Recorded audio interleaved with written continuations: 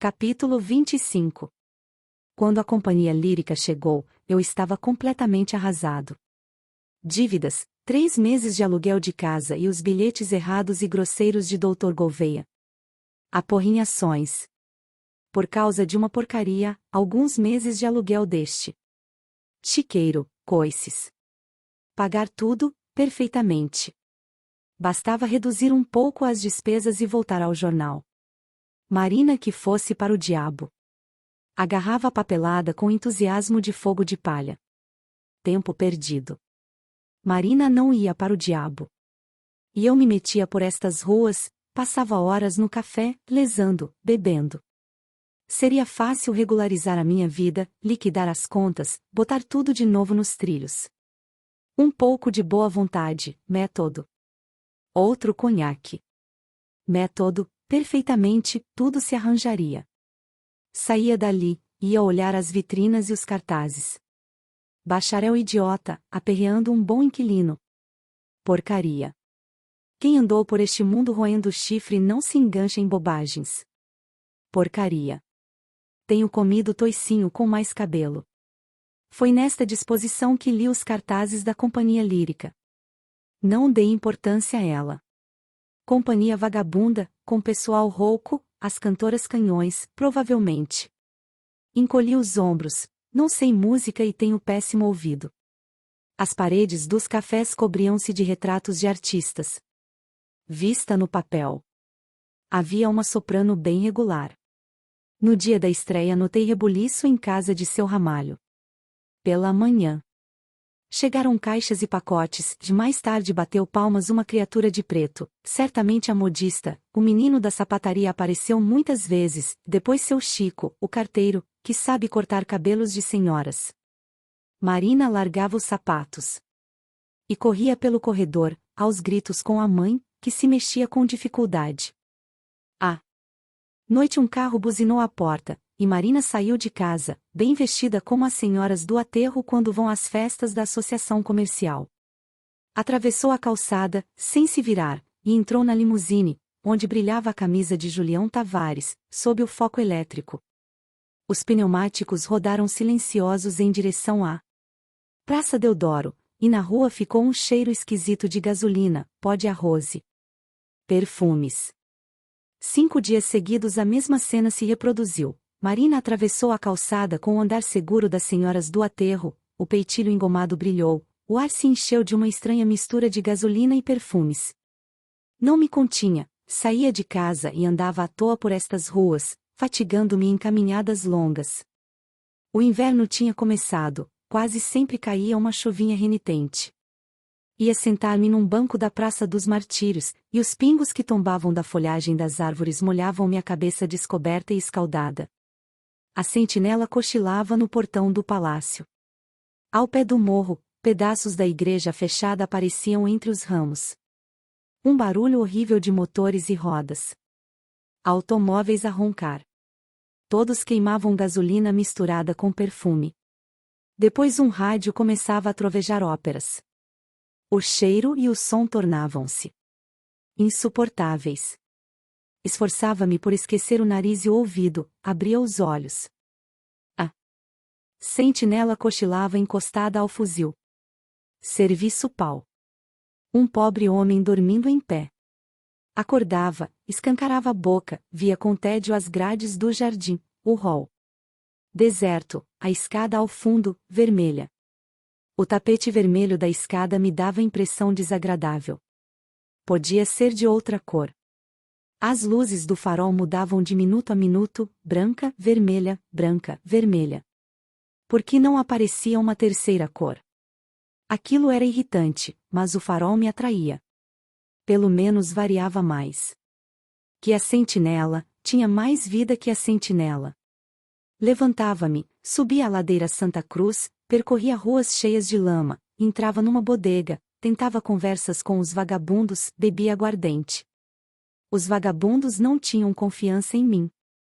Sentavam-se, como eu, em caixões de querosene, encostavam-se ao balcão úmido e sujo, bebiam cachaça. Mas estavam longe. As minhas palavras não tinham para eles significação. Eu queria dizer qualquer coisa, dar a entender que também era vagabundo, que tinha andado sem descanso, dormido nos bancos dos passeios, curtido fome. Não me tomariam a sério. Viam um sujeito de modos corretos, pálido, tossindo por causa da chuva que lhe havia molhado a roupa.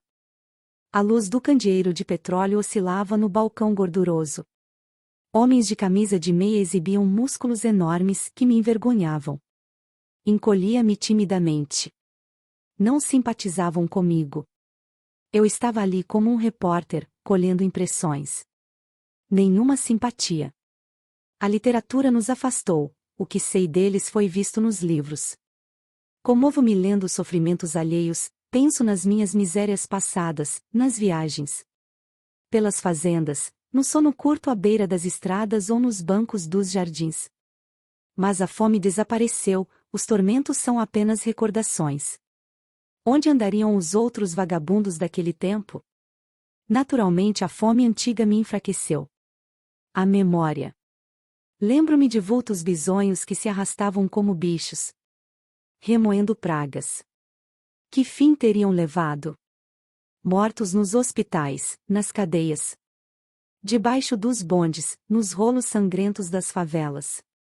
Alguns, raros, teriam conseguido, como eu, um emprego público, seriam parafusos insignificantes na máquina do Estado e estariam visitando outras favelas, desajeitados, ignorando tudo, olhando com assombro as pessoas e as coisas. Teriam as suas pequeninas almas de parafusos fazendo voltas num lugar só. Ia sentar-me no canto mais escuro, longe do candeeiro de petróleo, longe dos homens de camisas sem mangas e das mulheres que arrastavam tamancos. Vagabundos? Nada. Estavam ali indivíduos de várias profissões. O moleque tisnado era engraxate. A mulher de chinelos, que trazia uma garrafa de querosene. Pendurada no dedo por um cordel, tinha modos de pessoa séria, casada ou amigada. A rapariga pintada de branco e vermelho, com marcas de feridas nos braços, devia ser uma ratoína como Antônia. O homem gordo era pedreiro, viase pelas manchas de cal na roupa. Pedreiro com aquele corpo, que perigo! Cochilo no andaime, pisada em falso na ponta da tábua, e no dia seguinte a família estaria de luto. O rapaz de cabelos compridos que tocava violão provavelmente não se ocupava. No carnaval devia ser uma das figuras mais importantes do cordão, e pela festa de Natal, na barca de terra e varas que ali estava armada em frente à bodega, seria um bicho na chegança, contramestre. Pelo menos, talvez almirante. Os meninos que brincavam na rua quando estiava, às carreiras, e aos gritos, horas depois estariam no grupo escolar, os cotovelos na carteira, escutando, ou não escutando, a voz da professora. 20 anos depois seriam balizas no clube carnavalesco, contramestres de chegança, donas de casa. Sossegadas que levariam, pendurada no furabolo, uma garrafa de querosene. Amarrada pelo gargalo. Mendigos como aquele que ali estava com a perna estirada coberta de trapos. Felizmente as moscas dormiam, e o homem dos trapos não precisava mandar as almas caridosas para o reino do céu em voz alta, para a casa do diabo em voz baixa. Agora não havia esmolas, e o homem da perna entrapada conversava com os outros quase naturalmente. O dono da bodega era triste. Certamente pensava no aluguel, na figura odiosa de um doutor Gouveia, no imposto e nas faturas dos gêneros. Talvez dentro de 6 meses a bodega estivesse fechada, e ele, com os cacarecos, a mulher, de garrafa pendurada no dedo, e os filhos, que agora dançavam na rua molhada, tivesse descido o morro pela banda do norte e vivesse à beira do Reginaldo, onde há febres, inundações e lixo. As crianças dançavam e cantavam na rua molhada. Dentro de 20 anos as que gostassem de torcer-se no mesmo canto seriam parafusos. Ignorariam o que existisse longe delas, mas conheceriam perfeitamente as coisas por onde passassem as suas roscas. Haveria dentro de 20 anos criaturas assim encaracoladas que, tendo corrido o mundo, se resignam a viver num fundo de quintal, olhando canteiros murchos, respirando podridões, desejando um pedaço de carne viciada? Tudo ali era tão simples. Os bordões do violão gemiam, as gargalhadas sonoras da mulher pintada enchiam a praça. A história que o homem acaboclado, de peito cabeludo e cicatrizes no rosto, contava ao engraxate devia ser interessante. Gestos expressivos, provavelmente façanhas de capoeiras. Eu não compreendia a linguagem do narrador, as particularidades que provocavam admiração perdiam-se. As gargalhadas da mulher transformavam-se naquela viagem curta aos meus ouvidos, chegavam-me frias, geladas. E a marcha do carnaval entristecia nos bordões do pinho. Todas aquelas pessoas entendiam-se perfeitamente. Diferiam muito umas das outras, mas havia qualquer coisa que as aproximava, com certeza os remendos, a roupa suja, a imprevidência, a alegria, qualquer coisa. Eu é que não podia entendê-las. Sim, senhor. Não, senhor. Entre elas não havia esse senhor que nos separava. Eu era um sujeito de fala revezada e modos de parafuso. Aquele tipo acaboclado, que dizia histórias de capoeira e se balançava num pé só, tinha bíceps enormes, provavelmente estrangularia um homem sem grande esforço. A rapariga pintada cheirava a pó de arroz. A pó de arroz e a gasolina. O rapaz de cabelos compridos largava os sambas carnavalescos e punha-se a arrancar do pinho coisas absurdas que pareciam trechos de óperas. Insuportável. Afinal, que estava eu fazendo ali, sentado num caixão, diante de um copo vazio? Procurava fixar a atenção nas crianças que dançavam e corriam, como dançavam e corriam, na areia do cavalo morto, os meus companheiros, alunos de mestre Antônio Justino. Lá estava novamente entrando no passado, torcendo-me como parafuso.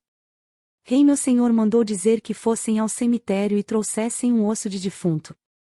Quem tinha coragem? Os mais atrevidos chegavam até o muro de seu Honório, no fim da rua. Adiante o lugar era mal assombrado e ninguém se aventurava por lá. Eu queria gritar e espojar-me na areia como os outros. Mas meu pai estava na esquina, conversando com Teutoninho Sabiá, e não consentia que me aproximasse das crianças, certamente receando que me corrompesse. Sempre brinquei só. Por isso cresci assim besta e mofino. Lembrava-me da minha chegada à vila. As ruas me causavam grande espanto, nunca havia imaginado que as ruas fossem tão compridas e tão largas. Saí de casa e comecei a passear na calçada, olhando a janela de um sobradinho onde se debruçava um homem fardado. Quis recolher-me e entrei pela primeira porta que encontrei. Na sala de jantar descobri uma mulher amamentando o filho, sentada numa esteira, com um gato de banda. Fiquei encabulado e perguntei: de quem é esse gato?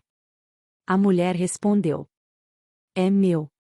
Saí e continuei a passear na calçada, mas sem prestar atenção ao homem de farda que se debruçava à janela do sobradinho. Arrisquei-me a entrar por outra porta. Na sala de jantar a mulher amamentava o filho. E o gato de banda? Tornei a perguntar: de quem é esse gato? A mulher respondeu: é meu. Mas tarde Cabo José da Luz me encontrou perdido e levou-me para casa. Um menino grande e besta, muito diferente dos que brincavam junto à barca de terra e varas. Na escola de mestre Antônio Justino sentava-me afastado dos outros. Naturalmente para não me corromper.